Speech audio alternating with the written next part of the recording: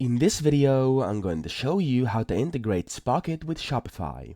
So, in case you've been trying to connect and kind of put together Spocket and Shopify, there's two ways in which you can do this. The first one is by logging into Spocket account and connecting your Shopify store via Spocket. And the second one is to log into your Shopify store and download the Spocket app from the Shopify App Store.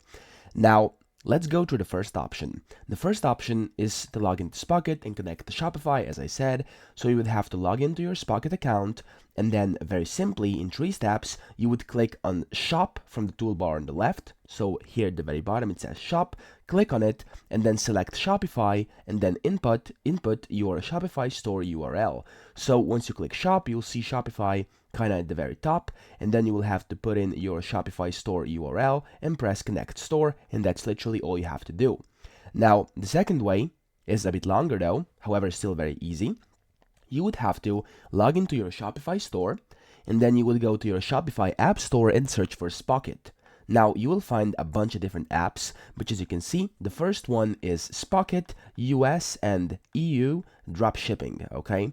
Now, you want to click on this, and then you want to install Spocket onto your Shopify store by clicking Add App. You simply press Add App over here, and then you will have to allow the necessary authorizations and permissions to integrate Shopify with Spocket. Now, as you can see, Spocket will be able to, and it says view Shopify account data, manage products, manage orders, and stuff like that. Then you want to press Install App if you agree with all of this, and then once installed, you will be redirected to the Spocket dashboard, and that's it. You've successfully integrated and connected Spocket with Shopify. So I hope this video helped you out, and if it did, please subscribe to the channel and help me out as well.